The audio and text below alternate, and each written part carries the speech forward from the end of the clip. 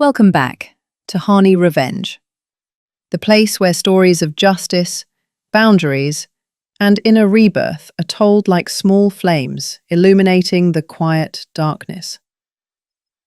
Today I want to share a journey that will make you rethink the concept of motherhood, sacrifice, and the price one pays when boundaries have never been set.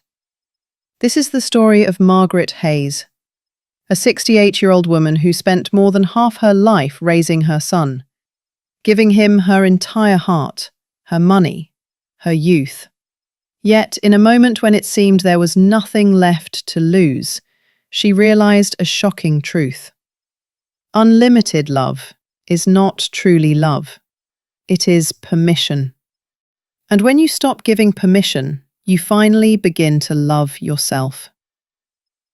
Margaret Hayes, the mother who once endured in silence, bowed her head to apologize to keep the peace, stepped across her final boundary. In that seemingly fragile act of defiance, she not only stood against the injustice of her own son, but also freed a soul that had been bound by the word sacrifice for decades. If you have ever felt forgotten within your own family, or seen your kindness exploited, Margaret's journey will touch your heart. It reminds us that it is never too late to rebuild the fences around your heart and demand the respect you deserve. Before we dive into the story, press like if you believe that every person must be accountable for their actions. And if you want to join us on the journey of telling stories about the extraordinary power of seemingly ordinary people, press subscribe and turn on the notification bell. Your support is the flame that keeps Harny Revenge alive. Now, let us step into the story of Margaret Hayes. I got out of the taxi in front of my one-story house at exactly 2:07 p.m. The rain had just stopped. The steps were still wet. On the porch were 12 cartons marked with black marker. Kitchen, linens, photos. My name, Margaret Hayes, had been crossed out with a jagged line. I had just returned from the hospital after a month of treatment for pneumonia. The fluid had been drained from my right lung 7 days ago. The doctor told me to avoid stress. Then the front door swung open.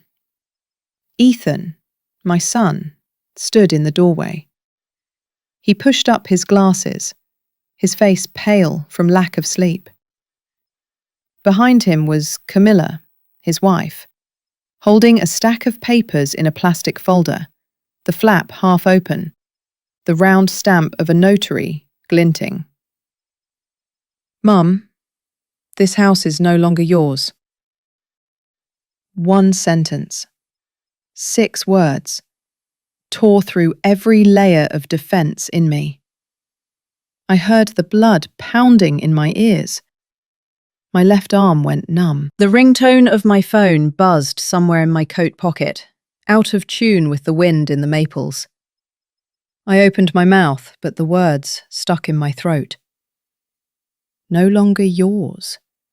What was my son saying? I put my hand on the railing. "Ethan, did you change the lock?"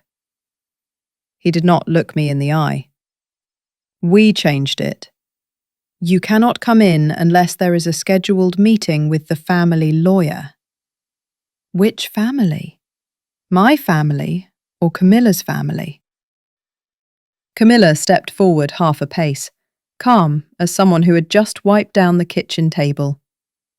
"We transferred the title temporarily into my parents' trust to protect the asset while you were in treatment." "You signed?" I laughed.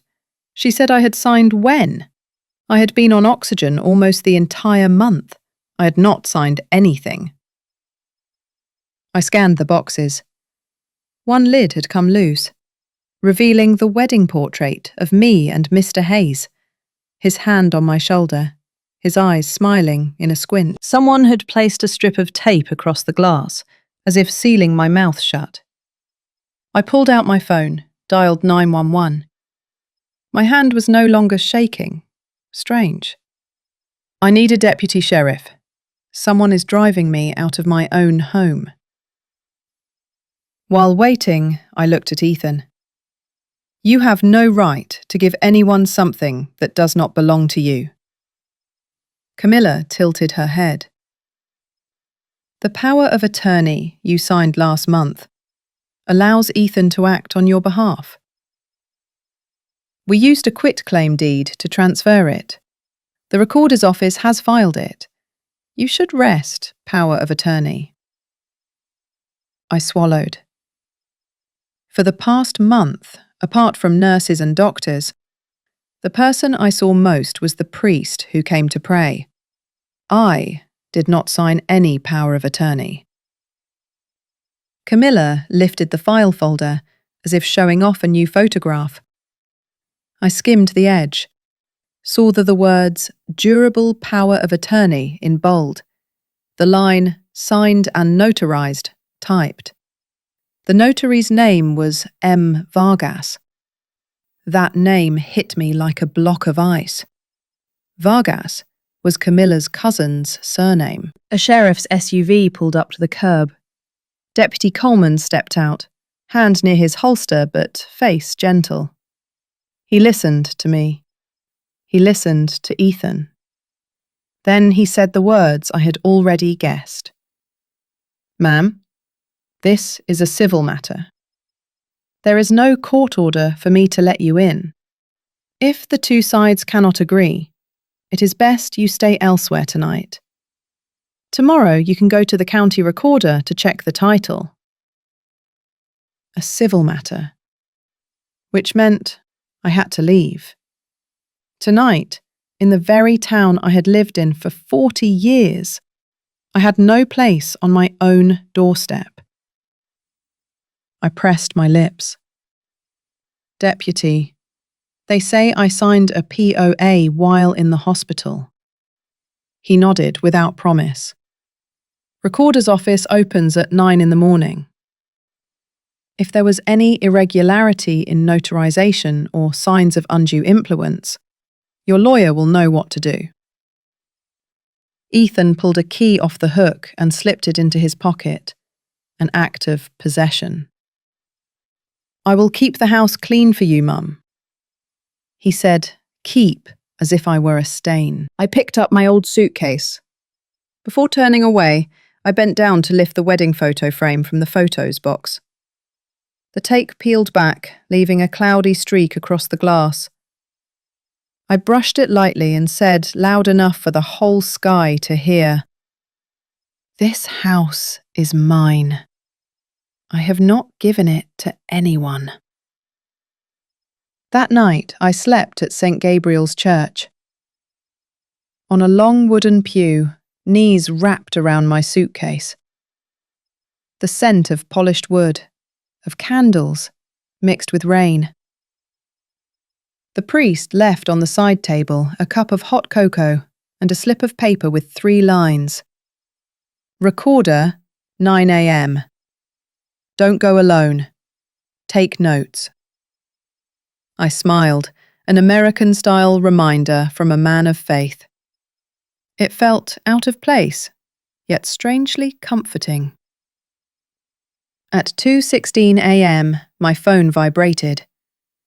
Unknown number. I hesitated a second, then answered. Only one sentence, without a period. Check the mailbox. There are 2 green slips. Certified mail receipts. Dated when you were in ICU. I sat up straight. Certified mail. Registered letters. Someone had sent notices of transfer or paperwork needing my signature, but I had never received them. I put on shoes, pulled on a cardigan, and went back to the house in the silence of stone. The front mailbox was locked, but I knew where my spare key was, under the left succulent pot. I lifted the lid. 2 USPS green slips were clipped together with a paperclip. Notice left, no authorized recipient available. The dates matched the days I was in ICU with a chest tube.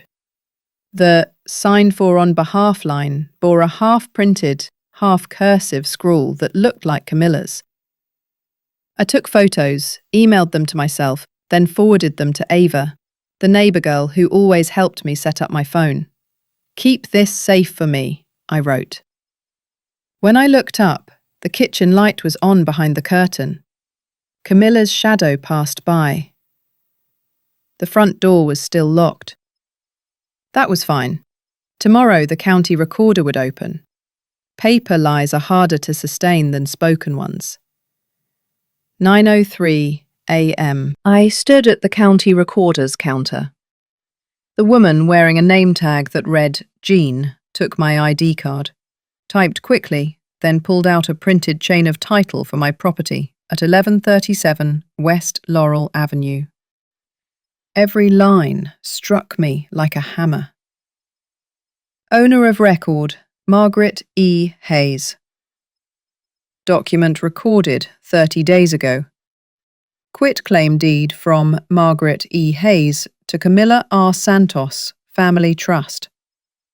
Notary, M. Vargas. Power of attorney referenced.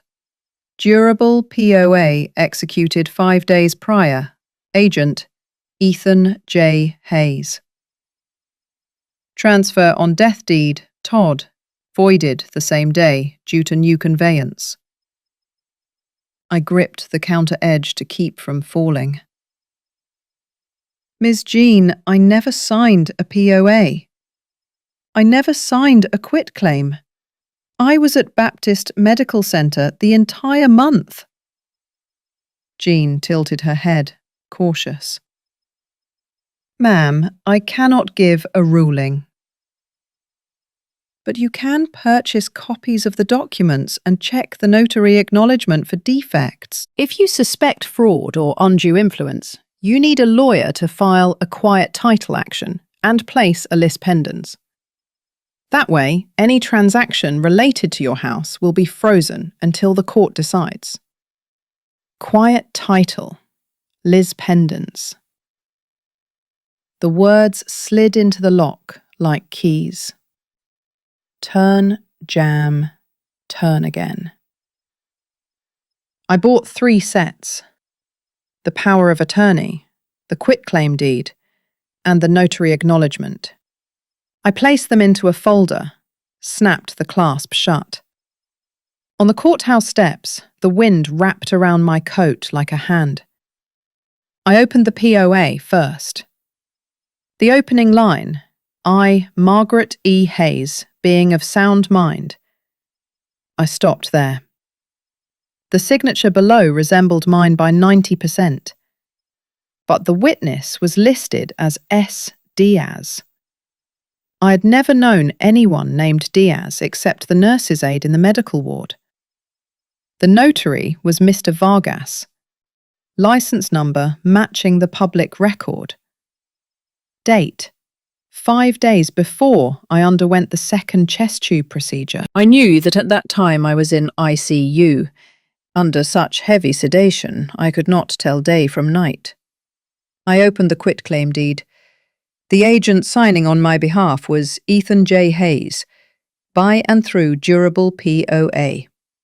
At the bottom was Vargas's notary seal with the words, "My commission expires," stamped partly off the edge of the page. I held the paper up to the sunlight. The surface was uneven at the signature block, as if something had been pasted over. I tilted my face to the sky and held my breath for a long beat. Then I dialed Ava. "I need you to check your home camera for me."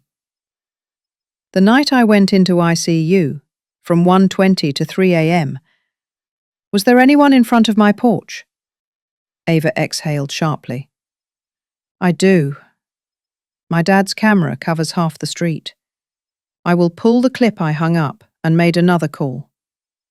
Law offices of Parker and Dunn. This is Margaret Hayes. I need an appointment today. Subject, quiet title, elder financial abuse, undue influence. I have the chain of title and scanned copies of the power of attorney and quitclaim. The secretary's voice recited the lines I had heard all my life. Can you come at 3:30? Please bring all originals. We will review lis pendens immediately if there is sufficient basis. I looked down at my own hands, thinner after the month in the hospital, and they felt strangely steady. I did not know how much debt Ethan carried, what promises Camilla had made to her family, or how much Vargas was paid for each notary stamp. I did not know how many people had been silenced by papers proper in form, but false in soul. I only knew that I would speak my name aloud before the court, place a lis pendens on the land where my husband had driven each nail, and call this act by its true name, elder financial abuse. I clenched the folder. On the back was the dull residue left by the tape once stuck across my wedding photograph. I spread my palm against it, like touching an old vow. But then, my phone rang. Ava had sent a 19-minute video. The frame was dark, rain-speckled. At 1:42 a.m., Ethan and Camilla appeared on the porch, with a strange man beside them carrying a portable scanner. They opened the door with a key. At 2:03, the kitchen light came on. At 2:17, a stack of papers was placed on the dining table, the camera catching the corner of a notary seal. The man pressed the stamp down. At 2:19, all three posed for a photo with what looked like a POA folder. At 2:24, they changed the locks. I was not mistaken. It was no longer suspicion. It was proof. It was time to call each thing by its name. And when a mother calls something by its true name, the papers will have nowhere left to hide, That afternoon, wind swept through the corridor of the county recorder, cold against the back of my neck. I held the case file close, moving in the short strides of someone just discharged from the hospital. Ava texted, "I finished rendering." The clip shows them carrying the scanner. I uploaded both the raw file and the metadata. I replied briefly, "Keep it intact. Do not send it to anyone." Then I returned to St. Gabriel, where the pastor had set aside a small corner in the library, a wooden desk, a yellow lamp, and an old Bible shelf serving as a temporary evidence vault. I opened my notebook and began the chain of custody. 9:03 a.m. Received certified copies from county recorder, durable POA, quitclaim deed, notary acknowledgements, M. Vargas. 9:46 a.m. Retrieved 2 USPS green slips from mailbox. Photographed with timestamp location. Emailed copies to myself and Ava. 10:12 a.m. Downloaded Ava's home camera video. 1:42 to 2:24 a.m. Noted, portable scanner visible. Notary seal applied at my dining table. 10:29 a.m. Called Baptist Medical Center for medical records from May 5th to 12th. Completed HIPAA release. Reason stated, to verify capacity at the time POA was executed. As I wrote that, my hand trembled for a beat. Not from fear, from anger. I was furious at their precision in pulling out chairs, setting down papers, pressing the seal at the very dining table where Ethan had eaten his last meal with me before I went to the hospital. The table I had once refinished, retouched with paint and fitted with pads under the legs so it would not creak when my son came down at midnight for cookies. But then, the phone buzzed. Camilla, a single-line message. Do not drag this out. The house already belongs to my family's trust. If you are tired, just rest. I did not reply. I saved the message into the exhibit folder. In cases like this, every word can become a nail to pin down intent. 3:28 p.m. I arrived at Parker and Dunn. The office was on the second floor, with glass windows looking out at the shadow of a maple tree. Elise Parker, her hair neatly tied back, her voice firm, welcomed me. Harold Dunn, silver-haired, slow but sharp, was already seated with a small tape recorder. I placed the file folder on the table. I want my house back, and I want to stake my claim right now, so no one can transfer anything else. Elise flipped through the copies, tapping her pen a few times. Mrs. Hayes, there are 3 main avenues. Quiet title. Petition the court to declare the power of attorney or deed void because of lack of capacity, undue influence, or fraud. From there, re-establish ownership. Lis pendens. File it immediately after the lawsuit to freeze any transactions. Any bank or institution will see it upon a search. Elder financial abuse. In parallel, report it to Adult Protective Services. This can lead to enhanced damages. Harold slid a sheet of paper toward me. We need you to sign a declaration under 28 U.S.C. section 1746, swearing to the truth. You must also request the medication record from when you were in the ICU, the sedative dosages, orders, your condition. If we can prove you lacked capacity at the time the power of attorney was signed, your son acted beyond his authority. What about the notary? I asked, looking down at Mr. Vargas's stamp. The lease pressed her lips together. If Vargas is related to Ethan's wife, that does not automatically void it, but it is evidence of bias. What matters was the notary acknowledgement done properly. Did you sign in front of him, or did you sign elsewhere and bring it in? Ava's video is gold. Harold added, and the power of attorney says you were of sound mind.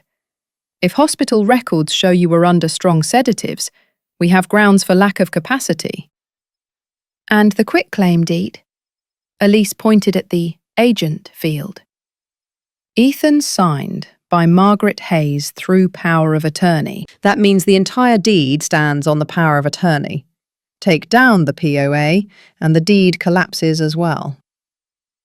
I exhaled, for the first time that day feeling a solid patch of ground.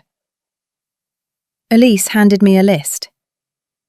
Go to the recorder's office and file a notice of pendency of action, lis pendens, as soon as the quiet title complaint is accepted by the court. Send a demand letter to Camilla's trust, requesting preservation of evidence, including the original scan file, email logs, and the device used to affix the seal. Contact the hospital to obtain the medication administration record, progress notes, and capacity assessments. Contact USPS to request signature copies for the 2 green slips to confirm who exactly signed as agent. Hire a forensic document examiner to scrutinize my signature on the power of attorney.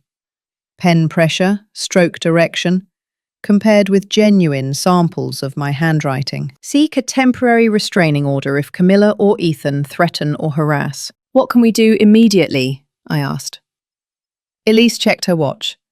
The quiet title complaint, we have a template, but it must be accompanied by at least 1 medical document. However, the lis pendens can be filed the same day if the clerk accepts it. I will have a paralegal run to the courthouse as soon as you sign the retainer I signed. The pen scraped the paper with a sound like a knife slicing through ropes. But then, Harold raised an eyebrow. You should be prepared for another night without sleeping in your house. They may change the locks again, or bring relatives to stay there to create possession, a bargaining advantage. We do not confront them tonight. We establish the law first. I nodded. I am already gone, but I am carrying the house in this stack of papers. That night, St. Gabriel was once again my roof of tiles. The parish priest placed a thermos of tea on the table and spoke a short sentence. Name it correctly. I opened the hospital's medical record, sent to me by secure email. At 11:30 a.m., on the day the power of attorney was executed, I had received midazolam and fentanyl during the procedure. The cognitive assessment displayed sedated. I printed it, signed in the corner of each page, and wrote down the time of receipt. Ava brought a USB drive containing the original video, along with a SHA-256 hash. Dad taught me how to do this for the police, so they know the file has not been touched, she said. I held her, feeling her shoulder bone jut out like a small mast. 9:17 p.m. Adult Protective Services called back after I had filed an online report. A woman's low voice said, "Ma'am, this sounds like elder financial exploitation. We will open a case and contact the local detective unit, but the civil side must move in parallel. Please follow your attorney's guidance." I thanked her. I did not expect miracles from the system, but I wanted a case number, a thread tying everything together. The next morning, 8:02 a.m., I received an email, subject demand to preserve, sent by Elise to the Camilla R. Santos Family Trust, Ethan and M. Vargas, with the recorder and the title company that had handled my prior transaction CC'd. The content was sharp as a needle.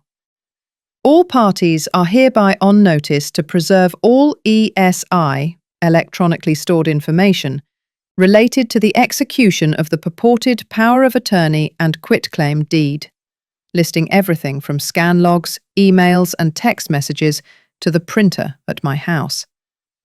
At the end of the letter was the line I liked most. Spoliation will be brought before the court. 10:11 a.m. I went with Elise's paralegal to the clerk of court to file a complaint to quiet title. In the complaint, Elise had written in precise language. Count 1. Quiet title, lack of capacity, undue influence. Count 2.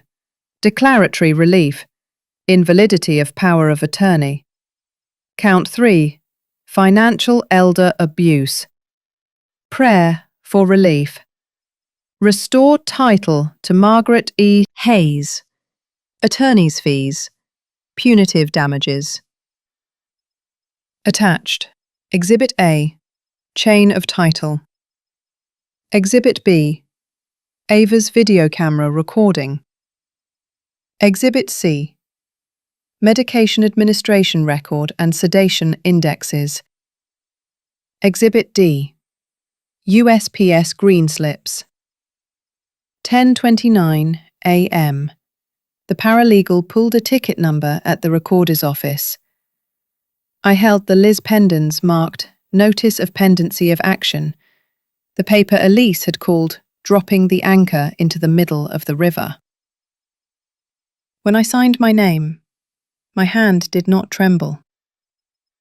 The clerk looked at me, pressed the seal, and said, "Filed." A small thud echoed, but inside me it sounded like an anchor striking the riverbed. From now on, anyone who tried to sell, gift, or mortgage the house at 1137 West Laurel Avenue would see the red line. Pending litigation. I stepped out onto the recorder's stone steps and opened my phone. A message from Ethan. "Mom, what are you doing? Camilla says you are shaming us." I replied, You know exactly what I am doing. The law knows. I lifted my face. The sky was a flat sheet of blue steel, not a single cloud standing there to explain. But then Elise called. The title company just confirmed they received the Liz pendants. And, here is the good part, the trust of Camilla was attempting to withdraw a loan using the house as collateral. Blocked. They now have to meet us. I sat down on the stone steps and laughed to myself, like someone who had just won the first chess match. Not the final victory, only the opening move. That afternoon we held a strategy meeting. Harold suggested, add the bank records. See if Ethan made any transfers around the time the power of attorney was executed. Based on the level of debt, we may establish the motive of undue influence. I called my bank to request a 3-month statement. At the same time, I requested a fraud alert with the bureaus. Elise instructed, if anyone knocks, police, bank employees, notary, you do not say anything. You do not sign, you do not open. All communication goes through the attorney. That night I returned to St. Gabriel. The parish priest had prepared 2 keys, one for the reading room, one for the back door that led straight to the parking lot. As a precaution. He spoke in a voice that believed there is darkness, but no night lasts forever. I sat before the wedding photo frame, placed temporarily on the bookshelf, the glass still streaked with cloudy adhesive. I remembered the night Ethan was 12, sitting under the table, crying over a fraction division problem. Mr. Hayes pulled him out and said, you can divide anything in life, but do not divide your mother. I had believed he would remember. Perhaps he still does, only that debt and fear grew too large. I opened the chain of custody notebook and added a line. 7:14 p.m. Received case number from Adult Protective Services. Noted the investigator's name. Saved the email. 7:26 p.m. Printed hospital records. Signed to confirm page count. 7:44 p.m. Backed up all evidence files onto 2 USB drives. Sealed them. Signed across the seams. Left one at St. Gabriel. Delivered one to Parker and Dunn. The phone vibrated. Unknown number. I answered. A man's deep voice. No name given. Mrs. Hayes? This is Vargas. I am the notary on your documents. I want to explain I did not reply yes or no. I only stayed silent and listened.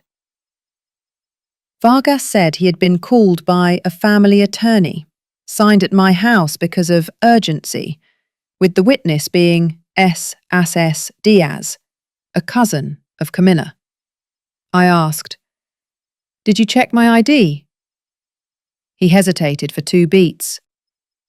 Ethan presented your ID. I saw the photo. You were ill, so I did not disturb you. You know a notary must witness the signer personally, in sound mind. The family said it was urgent. I only placed the seal. I smiled, for the first time that day feeling a coolness inside. You have just admitted everything on tape. The line clicked with rapid tones. He hung up. I immediately sent the recording file to Elise. Her response arrived within 3 minutes. Excellent. Tomorrow I will request an order to subpoena his equipment, and I will forward it to Adult Protective Services. But then, Ava sent an additional still image from the video. Camilla holding a phone, the screen showing a banking app, the number $25,000, clearly visible before the lens. A wire transfer out of the Ethan and Margaret joint account, the account I had set up for him to pay bills while I was in the hospital. The transaction was at 2:21 a.m., during the very session of signing at my dining table. I saw the polished surface of the table, the blurred shadow of the wedding photo frame cast onto the phone screen like a curse. I reached out to touch the real frame. The cloudy adhesive beneath my finger did not move. I spoke to myself. All right. Tomorrow, the bank would receive a preservation order. Tomorrow, Vargas would receive a subpoena. Tomorrow, Camilla's trust would receive not one, but 3 legal letters. But tonight, I closed my eyes against the church pew, breathing in the scent of wood that rose like the scent of a real home. At the end of the hall, the parish priest closed the door.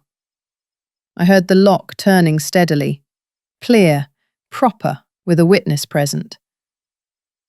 In the world I was living in, a lock done correctly had become a luxury. I placed the phone on my chest. On the screen was the quiet title complaint with the caption, Margaret E. Hayes, Plaintiff, versus Camilla R. Santos Family Trust, Ethan J. Hayes et al., Defendants. My name had returned to the first position. Not yet on the deed, but on the lawsuit, enough to open a door. I whispered, as I once did to soothe Ethan to sleep when he was 3 years old. Mum is coming home. And this time I was coming home through documents. The very tools they had used to push me out. To pull me back in, to pull me back in, to pull me back in. The night at St. Gabriel was so quiet, I could hear the papers inside my file folder brushing against one another. I pulled an old shoebox from beneath the pew. On its lid, written in faded silver marker, were the words, taxes and odds. Inside were fragments of a life still holding their shape. Receipts, a library membership card, a bus ticket folded into quarters, a yellowed FAFSA student aid report. I placed them on the wooden table as if setting dinner, for letters and numbers instead of people. The polish of the wood carried up a scent, and it awakened the memory of hospital oxygen still lingering in my lungs. I drew in a breath, and then I let memory swim back upstream. The day Ethan was born, the delivery room was dim, like the bottom of a fish tank. Mr. Hayes held my hand and promised he would not leave when I closed my eyes. He kept that promise for 17 years. By the time Ethan turned 15, he died of a heart attack while walking back into the house from the garage, the half-open rolling door like a sentence left unfinished. At the funeral, people told me all kinds of things about new chapters, peace, God's plan. I only remembered one thing he once told Ethan, when the boy was 12. Crying under the table over a fractions assignment. You can divide anything in life. Just do not divide your mother. From that day on, I worked mornings as a librarian at the city library and nights washing cups at Maple Diner. The patched-together wages were just enough. I learned to calculate tip money as if solving a cipher, counting my calloused hands, splitting it evenly to reach the end of the month.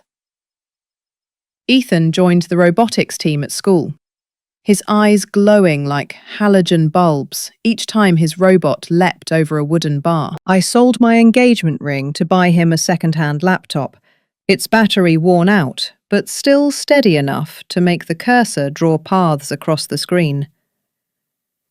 Ethan was not a bad child.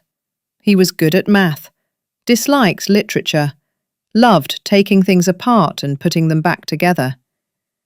The first time he asked to borrow my debit card to buy a set of sensors for a self-driving car project, I gave it to him.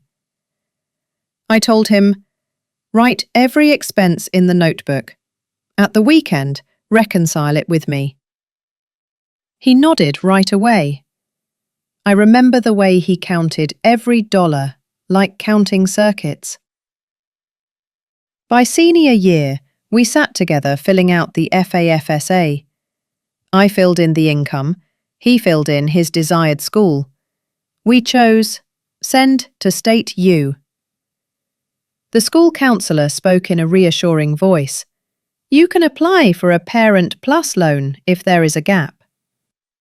Or let him take a small private loan, and he will pay it off once he starts working. I nodded, though my stomach sagged like a sponge. I knew every signature of mine was a needle pressing into flesh. But then, during a parent meeting, his homeroom teacher pulled me aside. Ethan needs stability. He is talented, but if he worries too much about money, he will lose heart. I looked at him across the classroom. Thin shoulders, hair matted after practice. I decided. I opened a small HELOC, a home equity line of credit, on the house, $18,000, to cover the final costs of Ethan transferring from community college to State U. I signed once, and it felt like biting my tongue. I told him, this is house money. If you study, it is worth it, but do not waste it. He hugged me, his bony hand like Mr. Hayes's hand once was. I will not waste it. 2 years later, the pandemic swept through. Ethan lost his internship. He delivered, packed, worked night shifts. Each time he dropped by, he sat on the porch step like a tired utility pole. I cooked chicken soup, slid the check stub toward him. I will pay the electric bill this month. He whispered. I will pay it back. I smiled. Do not say it. Then Camilla appeared, with a bright smile and eyes marked by sleepless nights. They met at a clinic where Camilla worked as a nurse's aide. I liked her from the start. Perhaps because in the way she held Ethan's hand, I saw a calmness I had long postponed for myself. They married at City Hall, with a small backyard party at my house. I gave them $2,400, first month's rent, deposit, and application fee. I wrote in the ledger, wedding gift, non-refundable. Ethan was still Ethan. He loved technology, hated paperwork. He once missed a credit card payment, and the fees and interest piled up on $3,200. I paid it off for him, saying little. I only placed in front of him a chart with 2 columns, needs and cravings. He looked at it a while, nodded, tore up the old card. I opened a savings account for him, transferring $100 a month, automatic, to practice discipline. Each time I pressed the button, I felt as though I were pulling a rope across the riverbank, tying my house to his. One rainy afternoon, Ethan came with a proposal. Mum, I want to buy a car to commute to work farther away. They said I need a co-signer. I froze. I explained to him in the simplest words. Co-signing is not a favour. It is debt. If you are late, I pay. He lowered his head. I will pay. I looked at him a long time before signing for a loan on a used Civic, interest at 6.9%. Once again, I placed a mother's name where it did not belong, out of trust. A year of peace. Then, a summer in the red. Camilla lost hours from cutbacks. Ethan's shifts were reduced. 2 car payments slipped behind. I carried them. I worked extra hours at Maple Diner, scrubbing until blisters burst on my wrists. They did not ask. I gave. I thought, life has these moments. If you can just cross the bridge, the shore will be there. When I slipped in the backyard and dislocated my wrist, the doctor ordered 3 weeks of rest. For the first time, I added Ethan's name to online bill pay so he could handle the electricity, water, and internet. I wrote the password on a small scrap of paper and stuck it to the underside of the sugar jar in the kitchen, a bad habit of old age. I warned him, only the bills, no transfers. He nodded. That nod, now, when I look at the image of a $25,000 wire from the joint account, tastes bitter, like a sip of expired cough syrup. One evening, before I went into the hospital last month, a social worker suggested, you should set up a durable power of attorney in case someone needs to sign on your behalf. I thanked her, then refused. When I truly need it, I will go to a lawyer. I will not sign at the kitchen table. I will not sign with a headache. That is what I said. And yet, the POA was notarized right there at my dining table at 2 a.m. by a relative from the in-law side. Perhaps God, too, sighed with a sad smile. Humans love shortcuts. I do not paint Ethan as a demon in my mind. I remember the time he rushed from the suburbs just to take me to an eye exam, then sat quietly reading prescription labels to me, as though reciting a poem that looked dry but preserved my sight. I remember when he gave back $200 in tip money I had slipped into his wallet that winter. Keep it, Mum. Heating the house costs too much. I remember when he held me after Mr. Hayes died. Do not die with Dad. Those memories are real.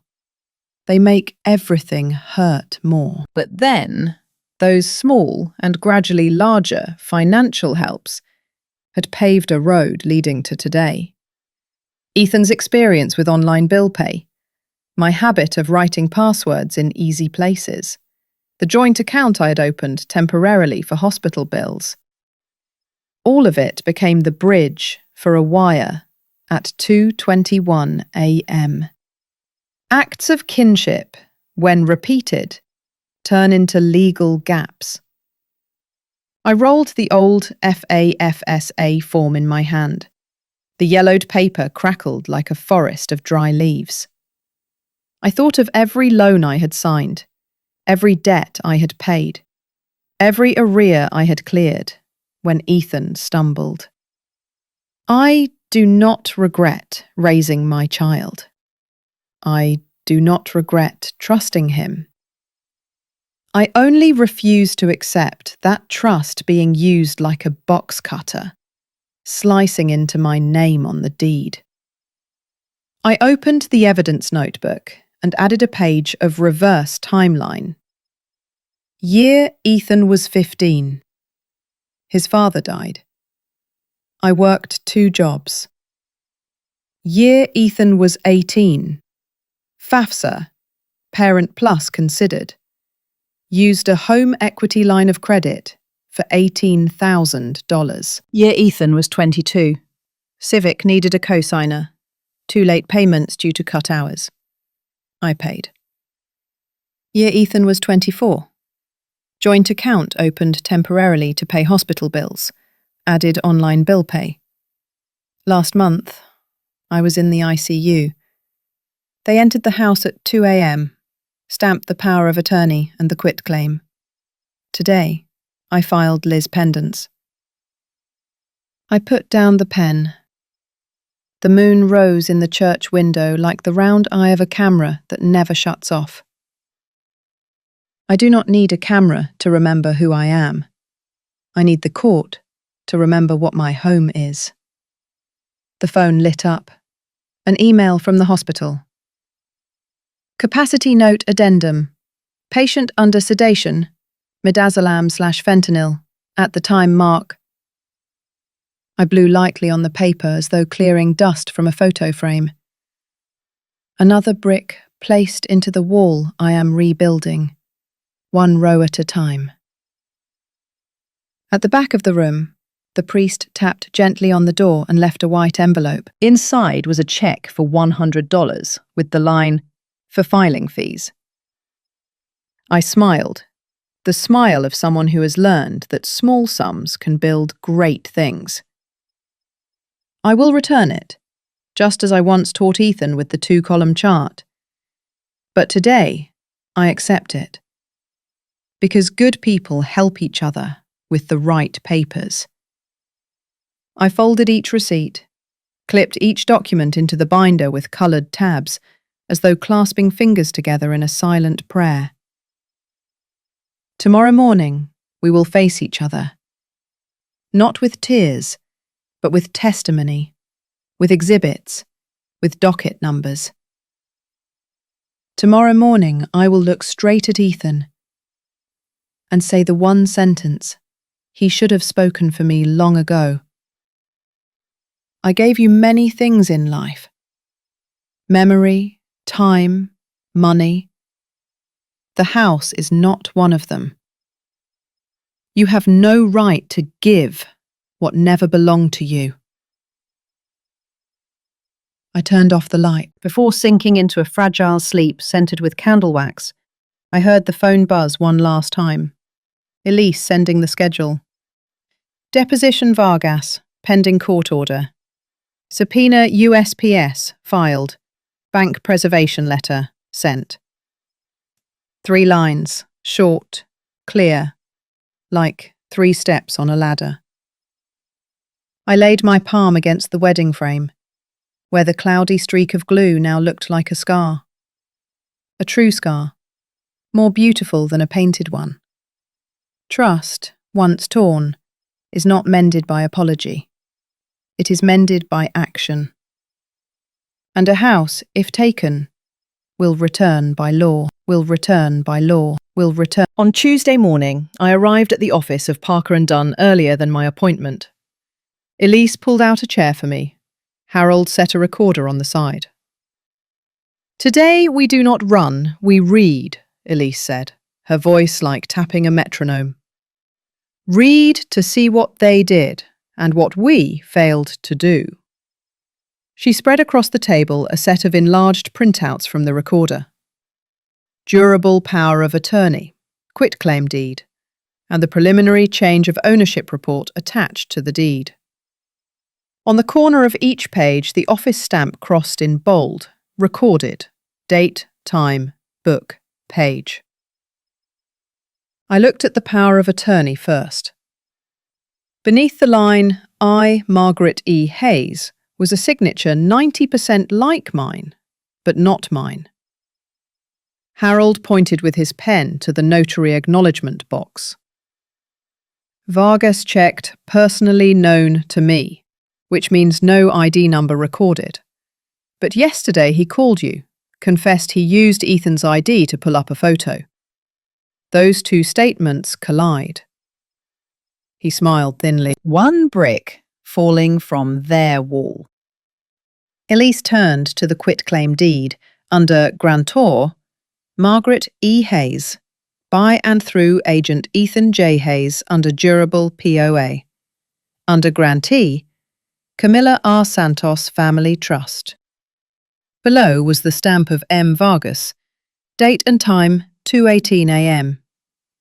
I asked, that night, he came to my house, sealed it right on my dining table. Elise nodded. And Ava's video will tell that to the jury. The twist came from the 3rd sheet, the one I did not expect. The preliminary change of ownership report. In the box, was this transfer the result of a gift, inheritance, divorce or trust? They checked transfer to trust. In the box, any co-owners before transfer, they typed TOD beneficiary named Ethan J. Hayes, 2019. And just below, a note the clerk had highlighted in yellow.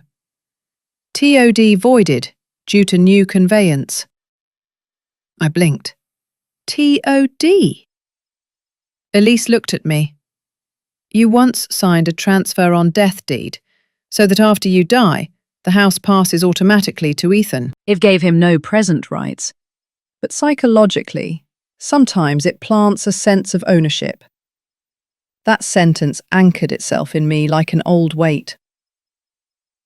I dug into the shoebox I had brought, pulled out a torn manila folder labelled Estate in faded marker.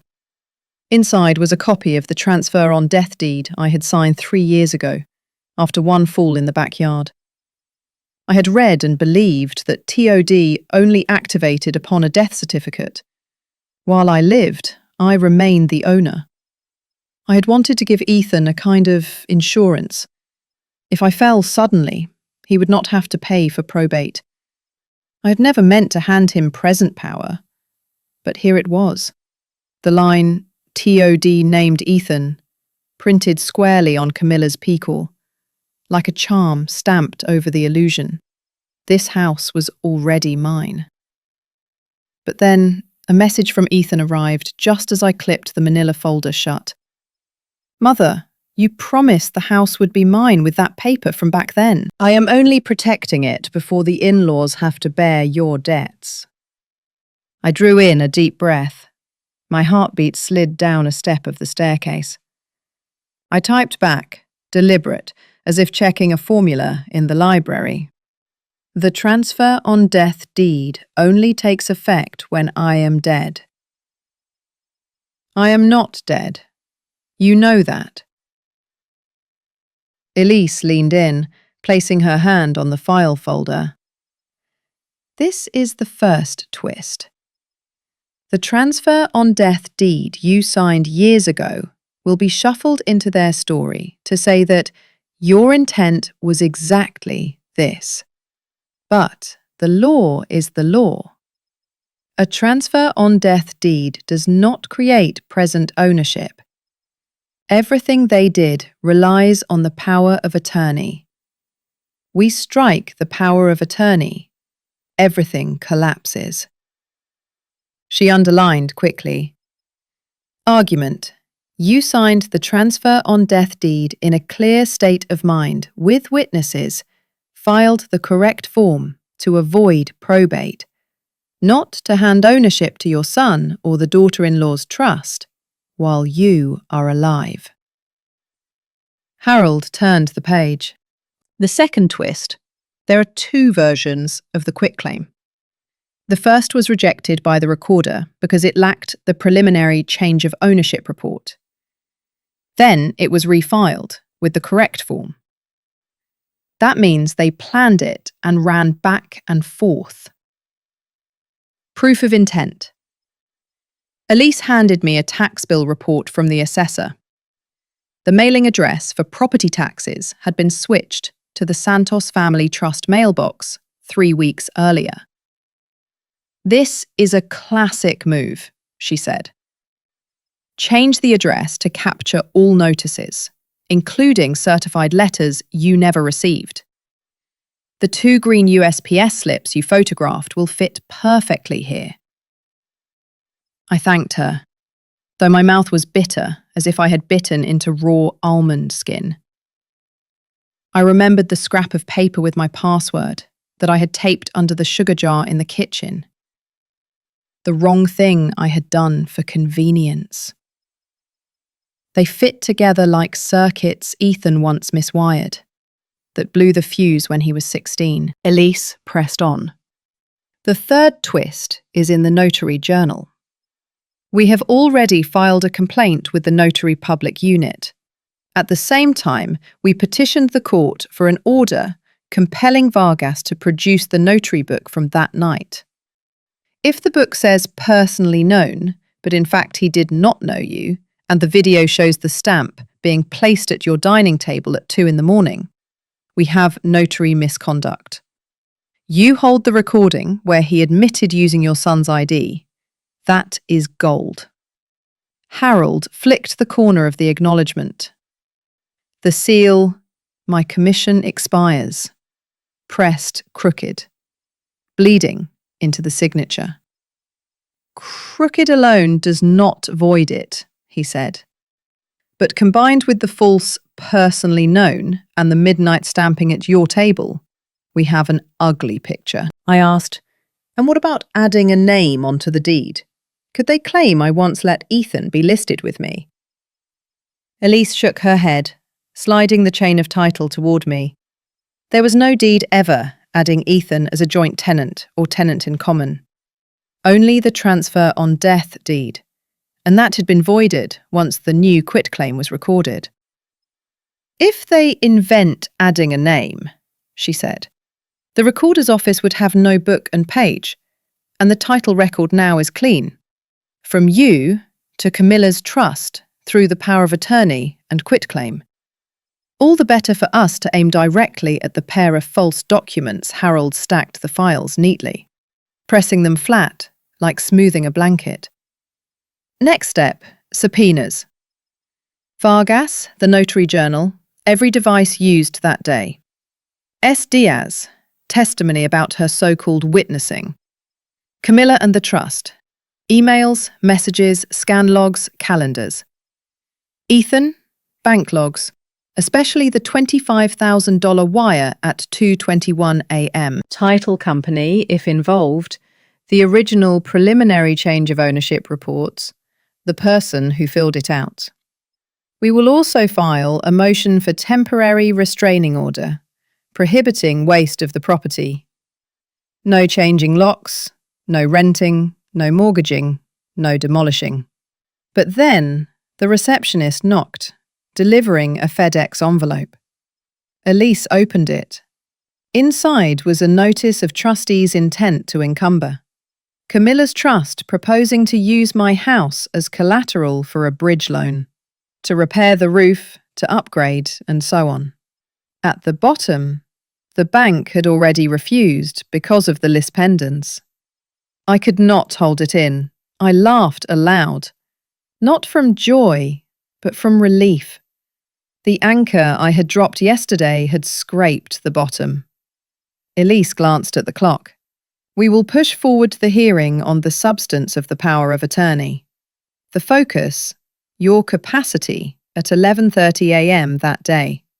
The hospital has sent the medication administration record. Now we will request the physician capacity note. We have also engaged a forensic document examiner to study the signature on the power of attorney. The pen pressure, the breathing in the strokes, things that cannot be copy-pasted." I hugged the manila folder holding the old transfer on death deed to my chest. The shame felt like being caught leaving the gas on. I whispered, "I planted a seed. I wanted to protect my son with the transfer on death deed. Now he has raised that tree as a stake to drive through me." Elise laid her hand on the folder, her voice neither cold nor flattering. "When you signed the transfer on death deed, you acted by law and by love. The wrong came later, when the power of attorney was abused. The court will understand that difference." On my way out of the office, I stopped by the assessors to file the request to change the tax mailing address back to the P.O. box of St. Gabriel. Temporary, but safe. The clerk asked for a reason. I said, litigation. He nodded as if he understood more than 1,000 words. I stopped at the USPS to request copies of the recipient's signatures for the 2 green slips. The clerk handed me Form 3811A. I filled it in, attached a check for the research fee. "When it comes back," she said, "you will see who signed agent on the day you were in the ICU." I thanked her, stepped outside, and stood for a moment under the national flag rippling above the post office. The largest sheet of paper in this life, needing no notary, yet binding belief. That night, I returned to St. Gabriel. Ava had prepared a sturdy hard drive labelled Evidence Read Only. She showed me the switch to lock out recording. So if anyone grabs it, they cannot write false data in. I laughed, my heart softening like a guitar string tuned to the right pitch. The phone buzzed, an unknown number. I switched to speaker, placed it on the table. The man's voice, overly polite, unfamiliar. Mrs. Hayes, I am counsel for the Santos Family Trust. We are prepared to settle. The trust will allow you to live on the ground floor rent-free for 3 years, in exchange for you withdrawing your complaint and lifting the Lis pendants. I looked at the wedding photo tilted slightly in the corner. The strip of glue clouded like a scar. I answered, I will live in my house, not by the charity of a trust recorded in error. See you in court. But then, Ethan called immediately after. Silence first, only his breathing. Then he spoke. Mother, I did not think it would go this far. I thought it was only protection, for a while.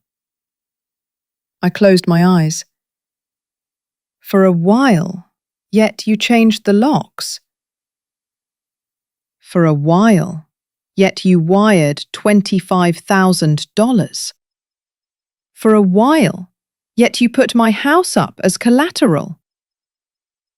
On the other end, he cried softly, like the sound of a robot scraping against the desk years ago. I owe. And I'm afraid I leaned back in the chair. Tomorrow, you will tell the truth to my lawyers. You will sign a sworn statement. You will surrender your phone for message extraction. If you are afraid, then stand in the light. I hung up before my resolve could soften. My hand rested once more on the manila folder with the transfer on death deed. Not to let regret seep out, but to mark the boundary between love and law. That night, I wrote a short note and taped it inside the lid of the evidence box. If one day I forget, the transfer on death deed is love. The power of attorney is fraud. The quitclaim is consequence.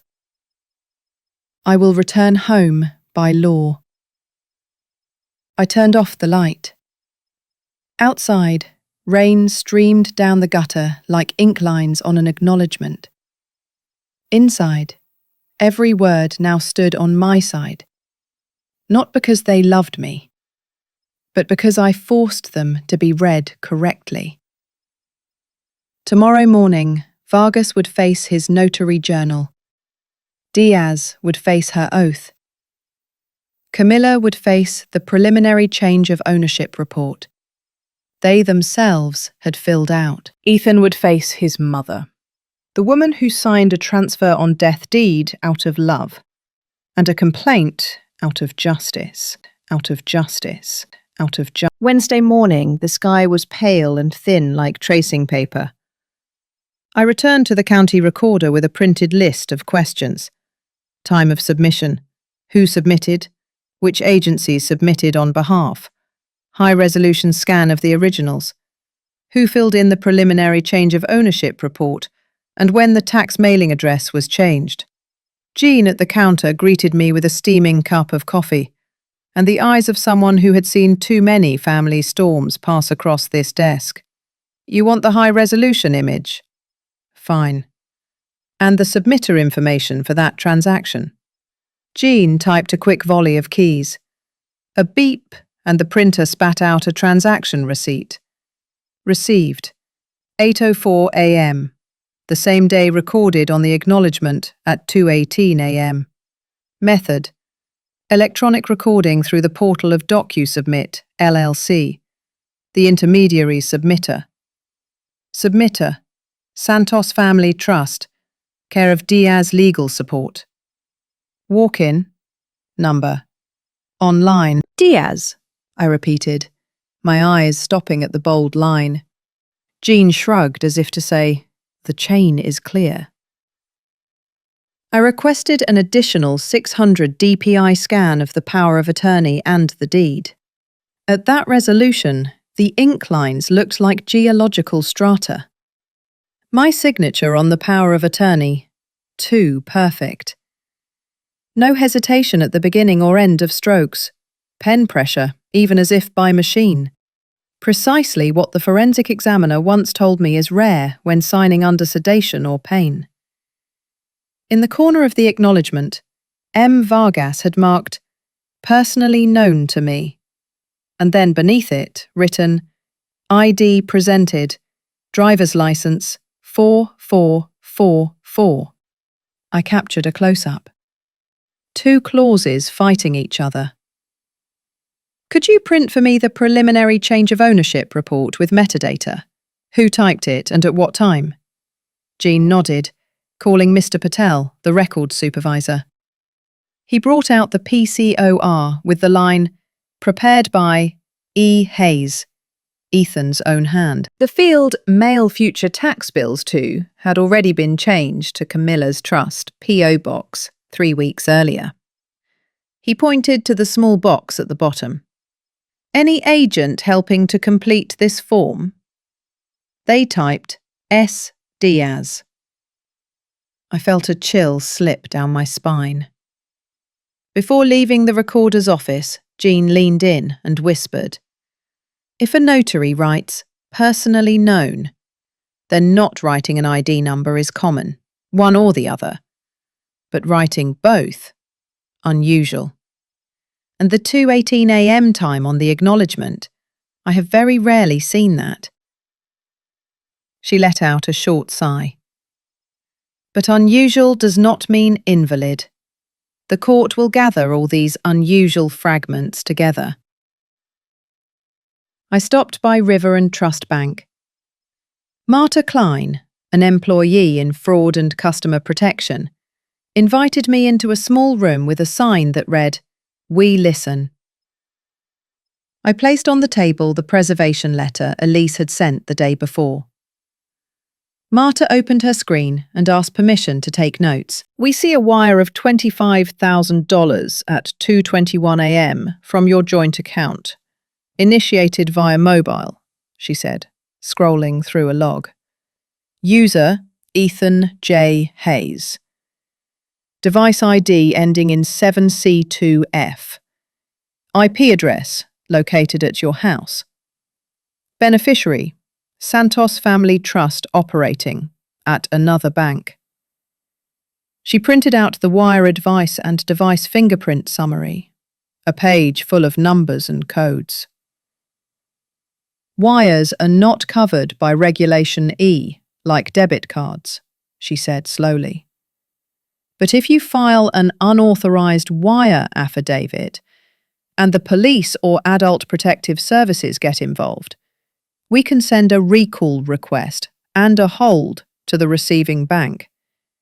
Even if late, it must be done, along with a Liz pendant on the house, because clearly the motive is connected." I nodded and signed the affidavit in front of her. Marta asked, "Do you have any restrictions for user Ethan?" I gave a dry laugh. "Now I do." She and I removed Ethan's mobile access, changed recovery information, temporarily closed the joint account, and opened a new one in my name only. "You should set a verbal password," Marta added, a phrase that sounds unusual. I chose, "The library never sleeps." I do not know if God ever sleeps, but the library inside me does not. On my way out, my phone vibrated. An email from the receiving bank for Camilla's Trust. "We acknowledge your recall. Funds may have been commingled. We have placed a hold on the amount pending court order. I forwarded it immediately to Elise. Her reply came back like a spring snapping open. Good. There is a mark. In a moment, we will file an additional TRO prohibiting use of the related funds. In the afternoon, I walked along the street, knocking on neighbours' doors, the ones who had watched me plant flowers and rake leaves for 20 years. Ms. Lambert, the silver-haired woman who always watered her petunias, opened the door that night. I stayed up late, making orange marmalade. Around 2 a.m, I saw a black SUV stop in front of your house. A man with a crossbody bag walked quickly, and Camilla opened the door for him. He carried a machine that looked like a printer. I asked, "Did you see Vargas Mobile Notary or a license plate?" She pressed her lips as if searching through memory. No lettering. But the lights in your house were on. I thought it was an emergency. She placed her hand on my shoulder, squeezing gently. I am sorry I did not call you. Mr. Odell, down the corner, had a Ring camera. He showed me the clip. Small, but the license plate of the SUV was clear. He sent me the share link with a hash. I also hate forged papers, he said, as if in greeting. At Ava's house, her father had pulled an extra frame close on the seal stamped on the paper at the dining table. M. Vargas. Commission expires next year. Ava zoomed further on a corner of the POA. The words sound mind resting right above where I was struggling to breathe in the hospital file. She whispered, "Mom, I do not believe in God, but I believe in the hash. And I believe in you, Elise," called me back to the office, saying Harold had just received the order compelling Vargas to turn over the notary journal. We sat around the table as a courier delivered the scanned copy. The page for that day showed 3 uneven handwritten entries. POA. Margaret E. Hayes. Personally known. 2:10 a.m. Fee $15 cash. Witness S. Diaz. Quitclaim deed. Margaret E. Hayes by agent. 2:18 a.m. Fee waived. Acknowledgement. Camilla R. Santos. 2:22 a.m. Fee $10. Witness blank. Elise pointed with her pen. 2 things. They wrote personally known, yet still charged a fee for viewing an ID. Nonsense. And the journal shows erasures at the time entries. Signs of backfill. Also, Camilla's acknowledgement for assuming the PCOR was unnecessary, but they still did it, to legitimize it. The smell is stronger. Harold leaned into the corner of the page. Vargas wrote in 2 inks, one blue, one black, on the same shift. He could have filled it in later. Not a silver bullet, but when you add the numbers, it becomes a bridge. That afternoon, USPS called. My Form 3811A had a result. I went to the post office. The clerk slid through the slot a scanned copy. On the line marked Agent was the signature S. Diaz. My eyes stopped on the final downward stroke of the Z, identical to the signature Diaz Legal Support listed as the submitter at the recorder. I photographed it, timestamped it, and sent it to Elise. The reply came back with a rare, smiling face icon. Perfect chain. Diaz received the certified mail. Diaz filled out the PCOR. Diaz was the submitter. Diaz was the witness. A clean triangle for undue influence. I returned to Saint. Gabula, with a backpack of evidence heavy as stone. On the table, the forensic document examiner had sent a preliminary report. The signature on the POA shows tremor, but a strange tremor.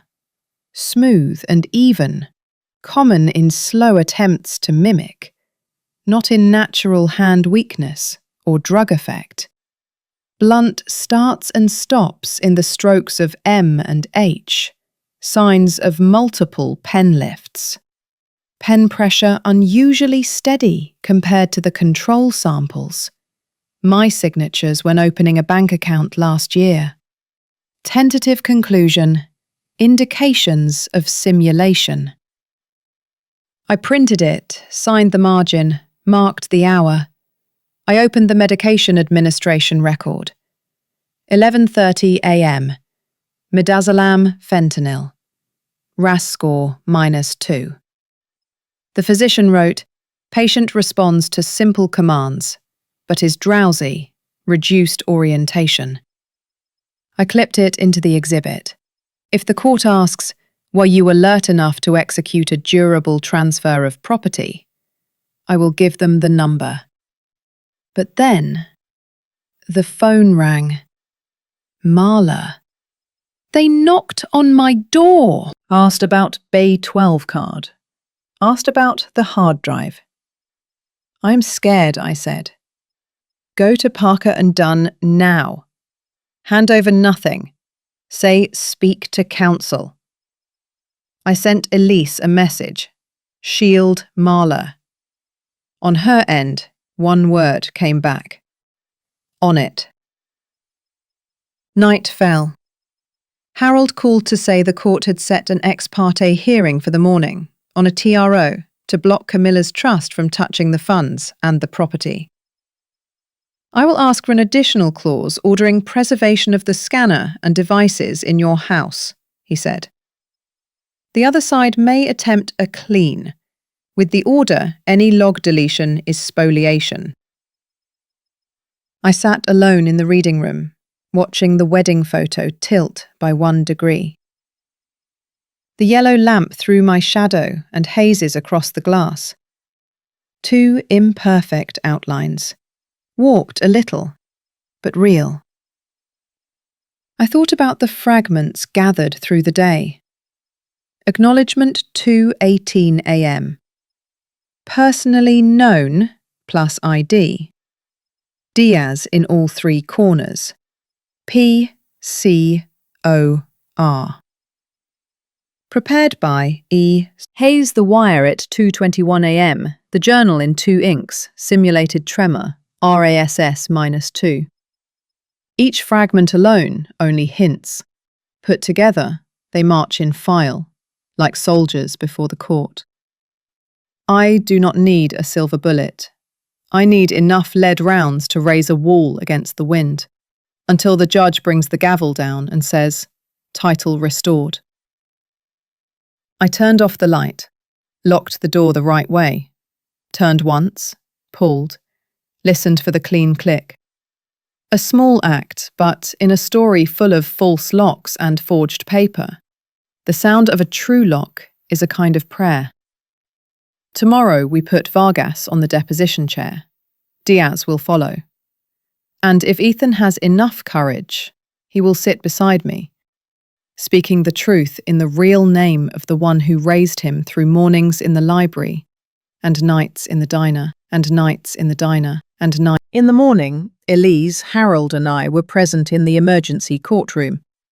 The TRO, temporary restraining order, was signed clean, prohibiting any change of condition to 1137 West Laurel Avenue, including lock changes, leasing, encumbrance, structural alterations, destruction of any documents or devices related to the power of attorney or quitclaim, requiring the opposing party to preserve evidence under litigation hold. The preliminary injunction was set for 14 days later. I looked at the red seal, so ordered, and heard it like an anchor striking bottom once again. But then, While I was still standing on the courthouse steps, Ava texted, "Ma'am, there is a moving truck in front of your house." I drove back and stopped on the curb across the street. A U-Haul spilled belongings, a sofa wrapped in plastic, a microwave, 3 boxes marked Kitchen, Santos.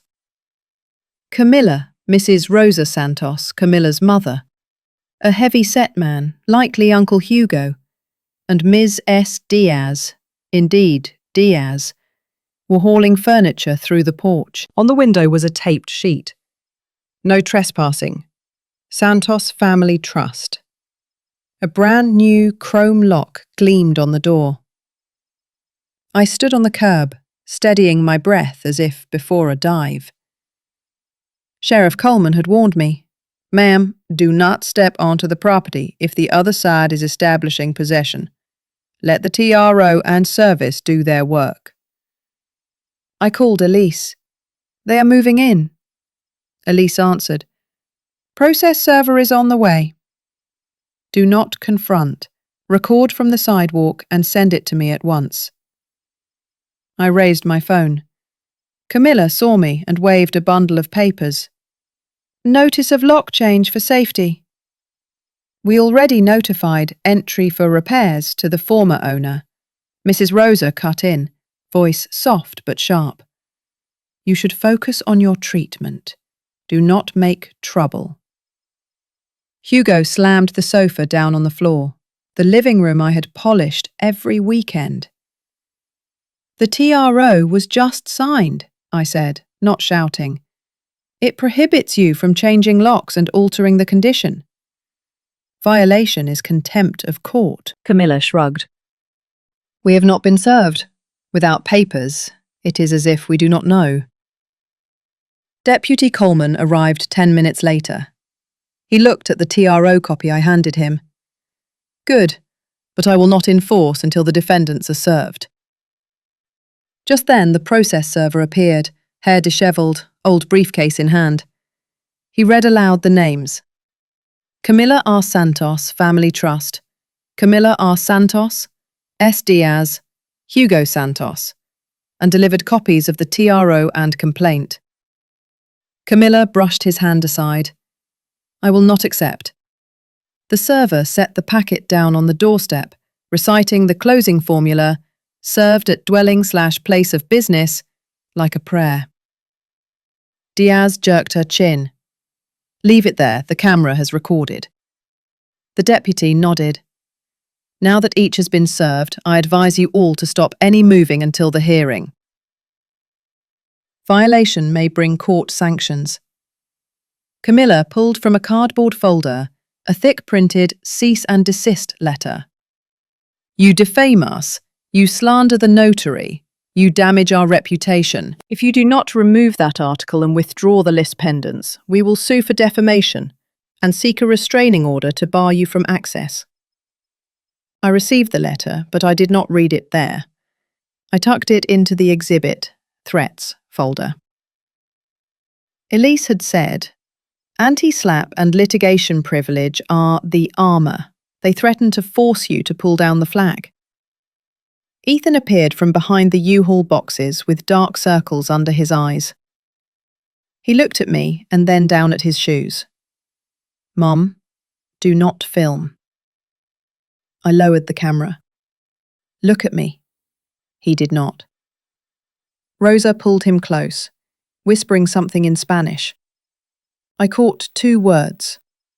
La imagen, the image. But then Diaz brought out a new set of forms, reading aloud as if singing. "Notice of entry for repairs, smoke detector, leak under sink, safety locks." She taped it to my door with clear tape, face triumphant. "The owner has the right to maintain." I kept my voice steady. "The ownership is under dispute. The TRO requires status quo. No repairs to plant roots. Do not turn the court into your backyard." Deputy Coleman stepped back, jotting something into his notebook. Hugo pulled out the drill. pressed it to the front door hinge to replace the deadbolt. The deputy raised his hand. "Sir, stop. Court order says no lock changes." Hugo shrugged, pulled back the drill and smirked. "Okay, officer." But 10 minutes later, he powered the drill at the back door. Ava sent me a clip she recorded from her yard. The buzz of the drill, like a steel mosquito biting into skin. I did not enter the yard. I filmed from the alley and sent it to Elise. She replied at once. "File motion for contempt. Attach the video. Request sheriff to make an incident report." The deputy heard me say contempt and nodded. "I will record." "Do you want me to stand here a bit longer?" I said. "Yes." The presence of a uniformed figure at the edge of the frame was the last fuse to keep my house from exploding. 1 hour later, the official quarrel began. Rosa stood on the porch, arms folded, voice low. "You are making your son suffer. He is in debt because you were ill.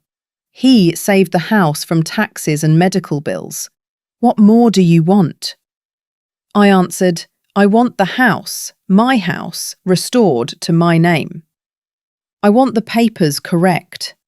I do not want a favour tied to a lie." Diaz cut in. "The POA is legal, notarized. You stirring up the public is a crime." I looked straight at her. "The notary journal has 2 inks, personally known, yet an ID was recorded. A 2:18 a.m. seal at a kitchen table. The video exists. You were the witness. 3 spots, all you. That is undue influence." Camilla snapped her fingers, pointed at the no trespassing sign. "Do not cross the line. We will call the police to arrest you for trespass." Deputy Coleman answered for me. "Ma'am, Mrs. Hayes is standing on the public sidewalk." "She is fine," Hugo spat. "Police civil." Coleman sighed with a weary smile. "Yes, and civil means the court speaks last." The process server returned once again, delivering another subpoena for Vargas and Diaz, captured on camera right at the gate. Diaz tore the envelope, sneered, but did not throw it away. Only slid it into her wallet. I gave thanks silently. Holding it meant accepting it. By late afternoon, the U-Haul truck pulled away. Rosa and Hugo remained inside the house. New curtains dropped. On the door still hung the notice of entry with S. Diaz's signature. The back lock, through Ava's clip, had been changed. The deputy and I recorded the time. Elise messaged, "Enough for contempt. Tomorrow morning, 9 o'clock, ex parte again, but then." The mailman brought a stack of papers. 3-day notice to quit for trespass. The trust demanding I vacate the premises and cease harassing the current occupants. I read it and laughed out loud on the church steps that evening. I was sleeping at St. Gabriel. Trespass how? I photographed it, sent it to Elise. She replied, "Paper tiger."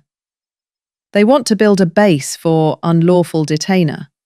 But UD does not stand when title is disputed plus lis pendens. We will strike at jurisdiction the moment they file. That night, I received another email from the trust's attorney. A second settlement offer. 18 months free stay on the ground floor. Insurance paid by the trust. In exchange for withdrawing the complaint, removing the flag, and signing an NDA. Harold pointed at the last 3 words. Non-disclosure agreement.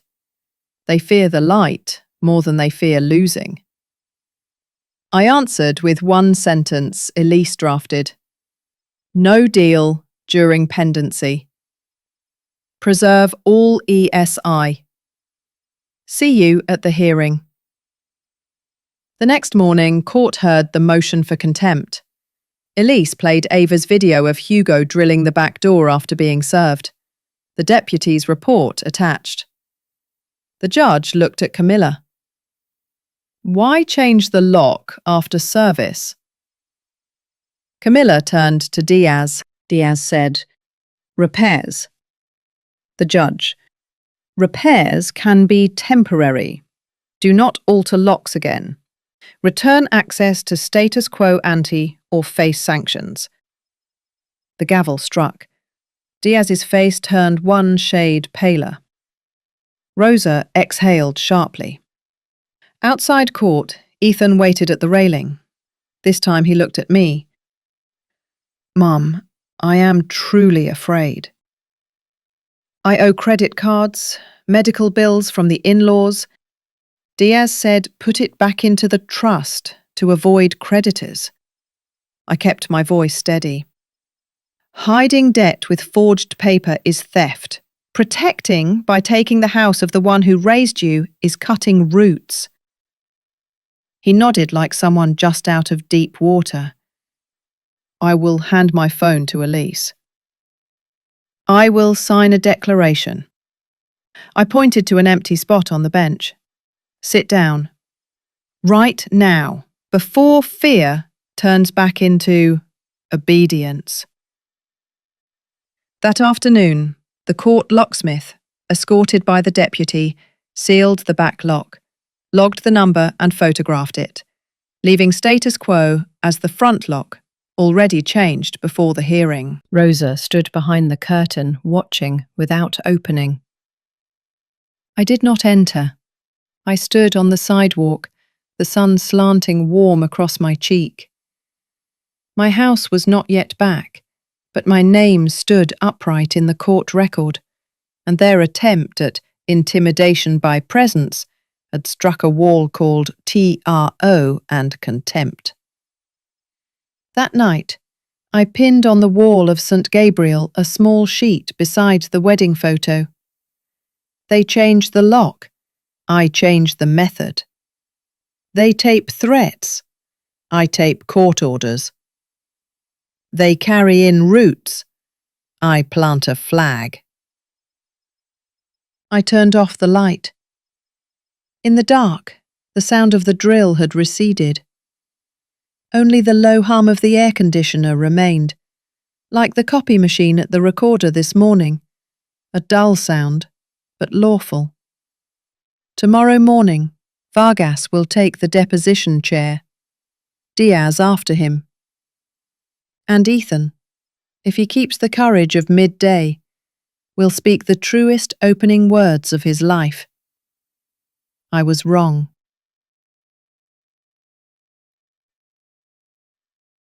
Chapter 5. The reference of Midtover, 1585 of Exeter, 85 of Exeter, 85. At noon after the contempt hearing, the office of Parker and Dunn buzzed like a newsroom. Elise stood before the glass board, marking the rhythm. Amended complaint, protective order, expedited discovery.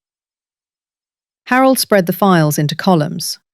Evidence, timeline, witnesses. I sat on the long bench, arms wrapped around the exhibit binder, tabbed like a library index. We changed the number, Elise said, her voice sharp as the edge of a steel ruler. The complaint is already filed. Quiet title, declaratory relief, financial elder abuse. Now we add fraud and deceit, deception in signing the power of attorney, using invalid identification, fabricating witnesses, undue influence, exploiting the condition of the ICU illness, the dependent relationship, conversion, misappropriation of $25,000 from the joint account, civil conspiracy, Vargas, Diaz, and Camilla in coordination, accounting and constructive trust, demanding disclosure, freezing, and placing a constructive trust upon every benefit obtained from the house. Harold slid forward a verification under 28 United States Code, Section 1746. You signed the oath for the amended complaint. We e-file immediately, I signed. The ink soaked through the paper like blood rushing into a fingertip. But then, Elise lifted a fresh stack of papers. And here, Elder or Dependent Adult Abuse Protective Order, temporarily called Protective Order. The grounds. Threats, harassment at the house, changing locks, posting no trespassing signs to isolate you from the property, plus the risk of destruction of evidence. We request a restraining order, prohibiting Camilla, Rosa, Hugo and Diaz from approaching you within 100 yards, prohibiting contact, prohibiting surveillance, prohibiting interference with utilities or attributes of the property while the court is pending. And Ethan? I asked. Elise looked straight at me.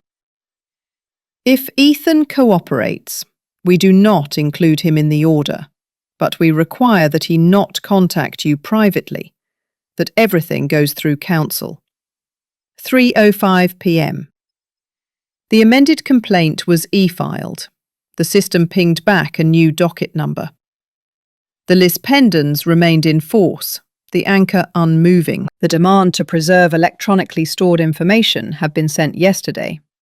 Today, Elise reinforced it with a litigation hold notice directed at Vargas and Diaz. Do not alter, delete, wipe, or repair any device used to scan, notarize, or submit the documents. The final line struck like a gavel. Spoliation will be brought before the court. Deposition of Vargas, notary. The next morning, Vargas sat before the webcam. White shirt, crooked tie, eyes fixed on the corner of the screen. Harold asked, each question sharp and clean. Did you witness Mrs. Hayes sign this power of attorney? Vargas licked his lips. I saw the paper in front of me. She did not want to be disturbed. You marked personally known to me. Was she personally known to you? The family said so. In the journal, you recorded an identification number, a driver's license. Personally known requires no identification. Why did you record both?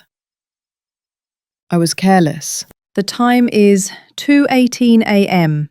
at the dining table of Mrs. Hayes's house.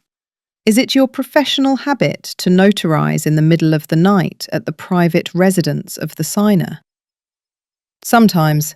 They call in urgency. Who called? S. Diaz.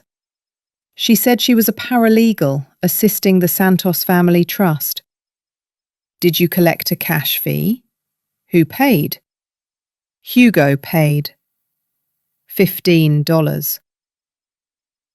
Do you have a photo or scan of the identification? Any messages with Diaz? In the old device, I do not remember. Elise interjected. A preservation order has already been sent. You are not allowed to delete. Vargas swallowed hard. I understand. Harold concluded. You know the standard. You must confirm the signer is alert and acting voluntarily. Here, we have the medication administration record showing midazolam and fentanyl at 11:30 a.m. that same day. Richmond Agitation Sedation Scale, -2. Did you evaluate capacity, or did you merely stamp?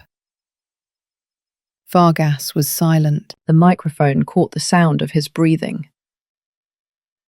Note: the contradiction personally known, plus identification.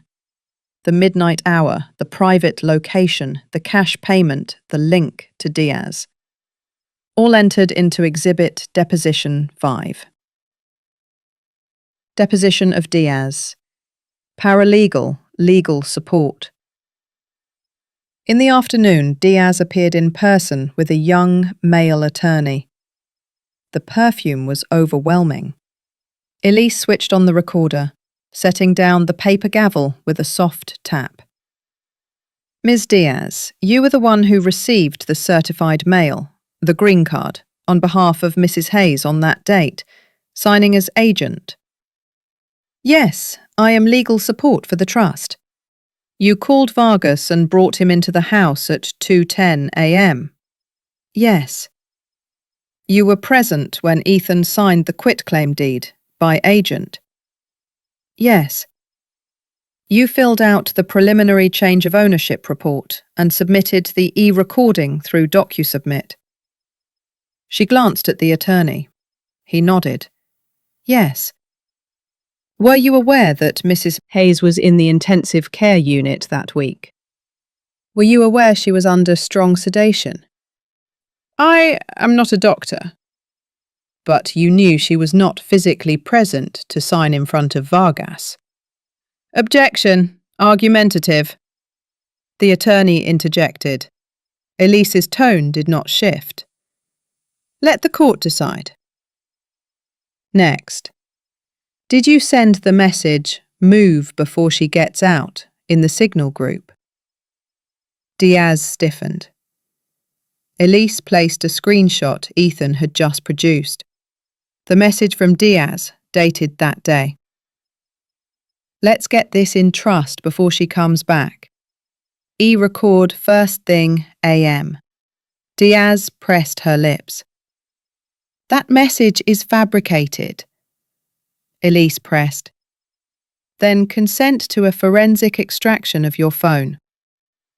An order will be forthcoming. The young attorney hissed. We reserve.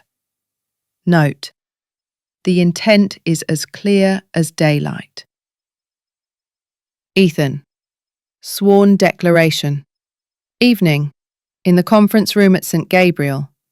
Ethan sat before me, before Elise and Harold, writing a declaration under 28 USC section 1746. His hands trembled. I smelled ink, like cool metal.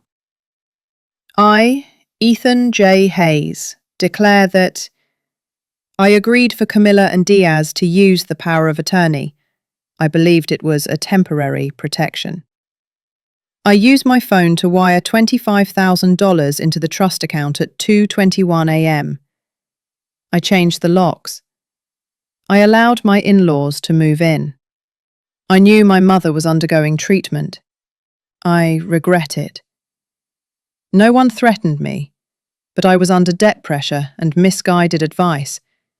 Camilla and Diaz urged, do it before she returns. I pledge cooperation and will surrender my devices for data extraction.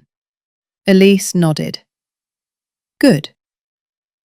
Tomorrow we will file this with the court, along with a request for limited use immunity for the civil testimony, so it cannot be used in the criminal case unless false. I looked at my child. You are stepping into the light. Here, protective order. The next day, the emergency courtroom was sparse but tense. The judge flipped through the file, staring directly at Camilla and Diaz. The evidence shows a pattern of control and obstruction of Mrs. Hayes' access to her property, along with violations of the temporary restraining order, changing locks after being served. The court issues an elder dependent adult abuse protective order for 1 year. No contact, direct or indirect, with Mrs. Hayes. Stay at least 100 yards away from Mrs. Hayes and St. Gabriel. No surveillance, no harassment. No altering locks or utilities. Return to Mrs. Hayes one set of keys and the garage opener within 24 hours to be delivered through a deputy. Preserve all electronically stored information. No destruction of related devices. The gavel struck. Rosa gasped. Dios mío! Diaz scribbled furiously. Camilla sat silent, her nails digging deep into her palms. Deputy Coleman stood at the door and handed me the embossed order. Now you have a shield, he said. I nodded, feeling that shield was not enough. But it resembled in part the wool sweater Mr. Hayes used to drape over my shoulders on cold days. Bank and APS. Marta at River and Trust Bank reported, "The recall has been sent. The bank has placed a hold." With the protective order and the Liz pendants, we are also sending a fraud affidavit along with the Adult Protective Services case. The chance of recovering part of the $25,000 increases. Adult Protective Services emailed, "Case escalated. Investigator Henderson wants to interview me, Ava, Jean, Mr. Odell, and Deputy Coleman. We do not replace the court," he wrote, "but we lay the groundwork for prosecution if there is elder exploitation." Notary and bar complaints. Elise filed a complaint with the Notary Public Unit against Vargas.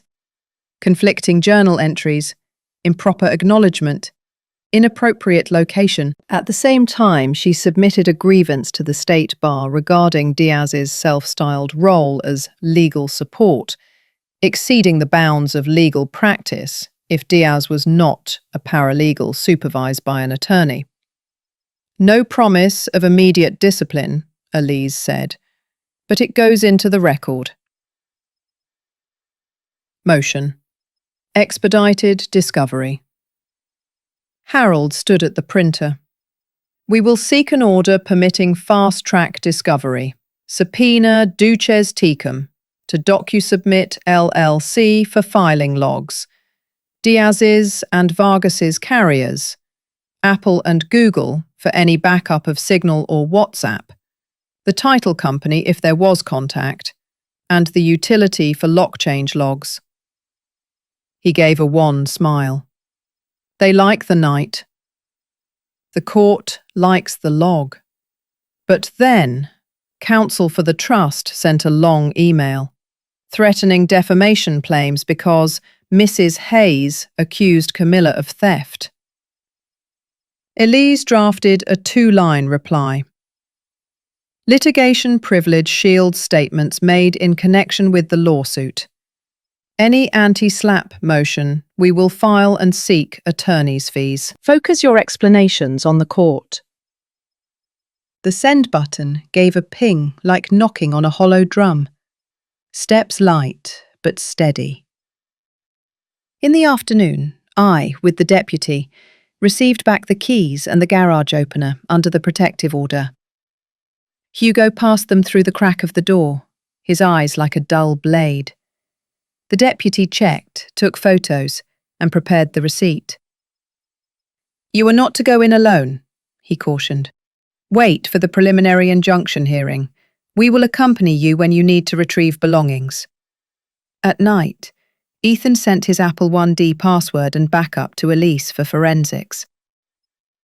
The signal messages between Ethan, Camilla, and Diaz began to surface. "Move it before discharge. Record at 8 a.m. sharp. Get notary to mark personally known."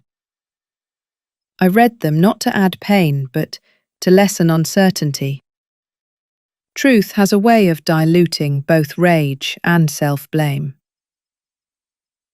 That night, on the table at St. Gabriel, I spread 4 documents beside the wedding photo frame. Liz pendants, temporary restraining order, protective order, amended complaint. 4 corners planted like flags around 1137 West Laurel Avenue, raising 4 legal walls. No wall as warm as the walls of a true home, but each wall held what that night of their entry did not: a seal and force. I wrote one more line in my notebook. Law does not embrace like kin, but if I embrace the law rightly, it stands for me. Beyond the church window, the streetlight spilled across the porch like the recorder's lamp over the enlarged quitclaim. Tomorrow is the preliminary injunction, a long block before trial. Elise will weave the matrix of evidence. Harold will send each question like lead shot. The deputy will stand at the back as a silent witness. Ethan, if he does not break, will speak one more sentence I long to hear. I will repair. I touched the cloudy streak of blue on the wedding frame glass. It remains, neither polished nor beautiful. A scar, but true. And tonight, for the first time since leaving the hospital, I closed my eyes without the nightmare of a turning lock. I saw the court's seal, so ordered, and the gavels strike, steady as my heart's rhythm, returning to even, returning to even, returning to even. In victory, I realized a home is not only walls, but the peace within. The trust side had sunk roots. Every corner remembered the sound of drills. One morning, I sat at St. Gabriel and wrote a different plan. I invited Elise to serve as independent successor trustee for the Margaret E. Hayes Revocable Living Trust. I placed the house into my trust, not to hide from anyone, but to act with choice.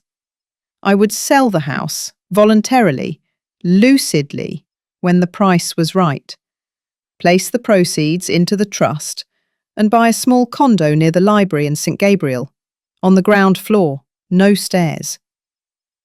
I would leave not because I was forced, but because I wished. That too was a way of reclaiming home, the home inside. On the last night before closing the litigation folder, I sat in the new kitchen. Ava dropped by, laying beside me a 3D printed paperclip she had made herself, a goofy, smiling robot. "For your court papers," she said. I laughed. Ethan came after, carrying his old robot, the little car that once scratched the wood floor. "I fixed the gears," he said. I nodded. Good. Re-gearing takes time. I hung on the wall a print of the new chain of title, whether for the old house or the new condo.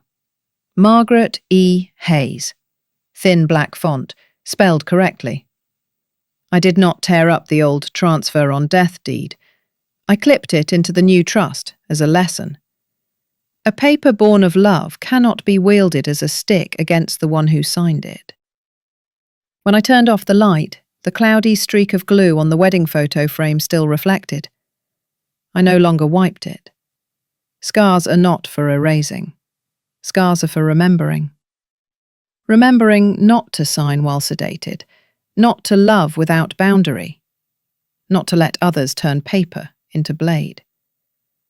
Remembering that law is cold, but it is right, and when I embrace it rightly, it embraces back with power.